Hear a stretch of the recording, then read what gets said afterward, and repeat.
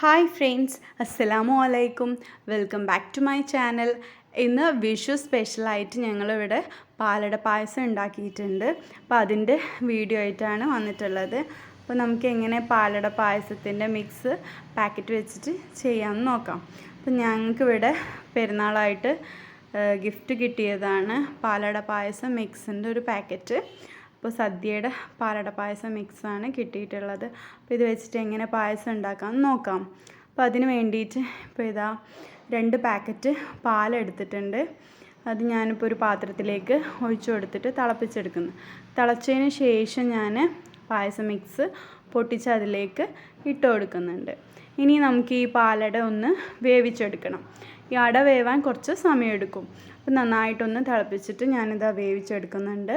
നമ്മൾ already cook ചെയ്തിട്ട് ഇടുകയാണെങ്കിൽ പെട്ടെന്ന് റെഡി ആയി കിട്ടും. കുക്കറിൽ വേണമെങ്കിൽ നമുക്ക് അട വേവിച്ചെടുക്കാം. 1-2 വിസിലടിച്ച് കഴിഞ്ഞാൽ നന്നായിട്ട് വെന്ത് കിട്ടും. അപ്പോൾ ഇത് അടയ്ക്ക് ഒന്ന് വെന്ത് വരുന്നുണ്ട്. ഇന്ന് ഞാൻ ഇതിലേക്ക് പഞ്ചസാര ചേർത്ത് കൊടുക്കുന്നുണ്ട്. മധുരത്തിന് ആവശ്യമായിട്ടുള്ള പഞ്ചസാര നമുക്ക് ചേർത്ത് കൊടുക്കാം. അപ്പോൾ നല്ല മധുരം വേണമെങ്കിൽ കൂടുതൽ ചേർക്കാം. ഞാനിപ്പോൾ ഇതാ ഒരു മീഡിയം ചേർത്ത് കൊടുക്കുന്നുണ്ട്. ഇനി ഇതാ നന്നായിട്ടൊന്ന് മിക്സ് ചെയ്തതിന് ശേഷം നമുക്കിതിലേക്ക് ഒന്ന് അണ്ടിപ്പരിപ്പും മുന്തിരിയും ഒന്ന് നെയ്യിൽ തൂമിച്ചെടുക്കണം. അപ്പോൾ ഇതാ ഞാനിപ്പോൾ നെയ്യിലൊന്ന് വറുത്തെടുത്തിട്ട് ഇതിലേക്ക് ഒഴിച്ചു കൊടുക്കാൻ പോവുകയാണ്. അപ്പോൾ നമ്മുടെ പായസം നന്നായിട്ടൊന്ന് തിളച്ച് കുറുകി വരുന്നുണ്ട്. ഇനി നമുക്കിതിലേക്ക് നെയ്യിൽ വറുത്ത് വെച്ചിട്ടുള്ള അണ്ടിപ്പരിപ്പും മുന്തിരിയും കൂടി നമുക്കിതിലേക്ക് ചേർത്ത് കൊടുക്കാം. അപ്പോൾ നമ്മുടെ ടേസ്റ്റി ആയിട്ടുള്ള പായസം ഇവിടെ റെഡി ആയിട്ടുണ്ട്.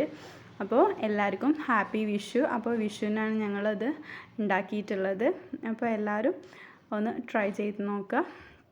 അസ്സലാമു അലൈക്കും.